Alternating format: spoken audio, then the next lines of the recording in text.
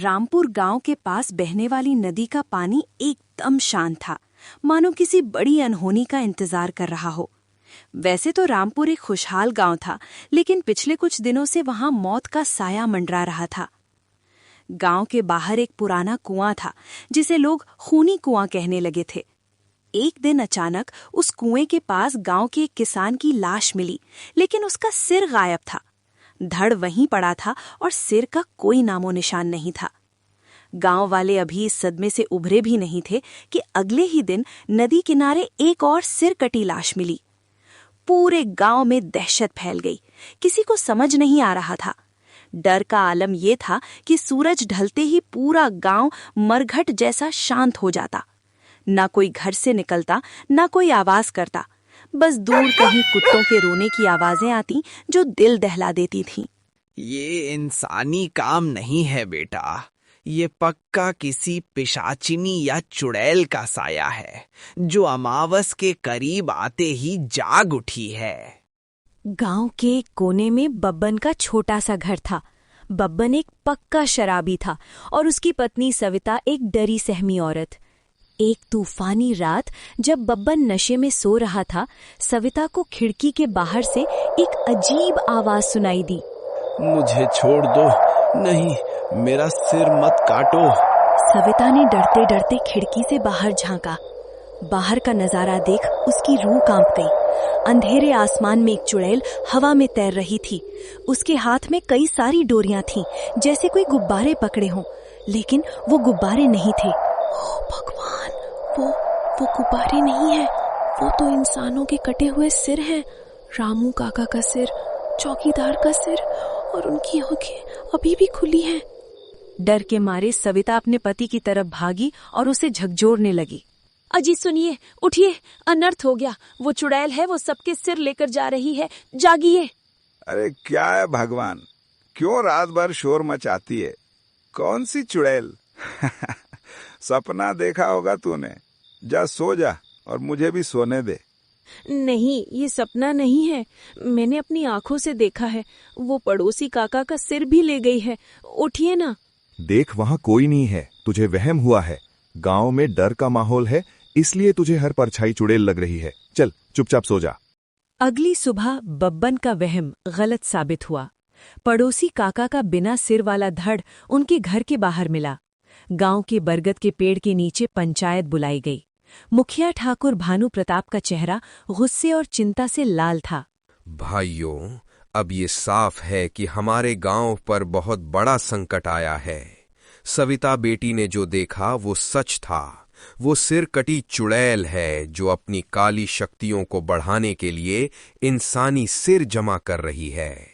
अगली अमावस तक अगर उसे रोका नहीं गया तो वो पूरे गांव को शमशान बना देगी। आज से सख्त पहरा लगेगा, कोई भी रात को घर से बाहर नहीं निकलेगा।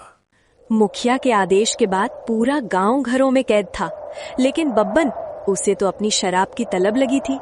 सविता के मना करने के बावजूद वो रात को आंगन में खटिया डालकर बैठ गया। मुखिया के आदेश के बाद पूरा गांव घरों में कैद था, लेकिन बब्बन, उसे तो अपनी शराब की तलब लगी थी। सविता के मना करने के बावजूद वो रात को आंगन में खटिया डालकर बैठ गया। मैं आपके हाथ जोड़ती हूँ, आज बाहर मत जाइए, नहीं तो वो चुड़ैल आपको भी मार देगी। हट पगली, शेर कभी शिकारियों से नहीं डरते। मैं अभी अपनी दवा पीता हूँ, सब ठीक हो जाएगा। बब्बन अकेला बैठा शराब पी रहा था। तभी अचानक हवा रुक गई। चमगादड़ चीखने लगे और एक सड़ी हुई मांस की बदबू ने उसे घेर लिया। प्यास लगी है। कौन है? बब्बन ने पीछे मुड़कर देखा। उसके सामने वही 10 फुट लंबी चुड़ैल खड़ी थी। एक हाथ में ताजा कटा सिर और दूसरे हाथ के खूनी नाखून बब्बन की गर्दन की तरफ बढ़ रहे थे। बब्बन की पतलून गीली हो गई। माताजी, मेरे पास खून नहीं है, मैं तो बस ये कड़वा पानी पी रहा था। कड़वा पानी? ला मुझे दे। चुड़ैल ने बोतल छीनी और एक सांस में पी गई। पीते ही वो जोर से हंसी। ये तो बहुत स्वादिष्ट है। इंसानी खून से भी ज्यादा नशा इसमें है। वाह, मजा आ गया। सुन ए इंसान, मुझे कल इससे बड़ी बोतल चाहिए। अगर तूने धोखा दिया तो तेरा सिर मेरे गुब्बारों में सबसे नया होगा। अगली सुबह बब्बन ने रोते रोते सारी बात गांव वालों को बताई। मुखिया जी की आंखों में चमक आ गई। रुको, बब्बन ने अनजाने में ही सही हमें उस चुड़ैल की कमजोरी बता दी है। उसे शराब की लत लग गई है और यही लत उसका काल बनेगी। पंडित जी ने काशी से लाया हुआ पवित्र गंगा जल निकाला और उसमें तुलसी, कपूर और मंत्रों वाला सिंदूर मिला दिया। देखने में ये बिल्कुल शराब जैसा लग रहा था। रात हुई और बब्बन को आंगन में बैठाया गया।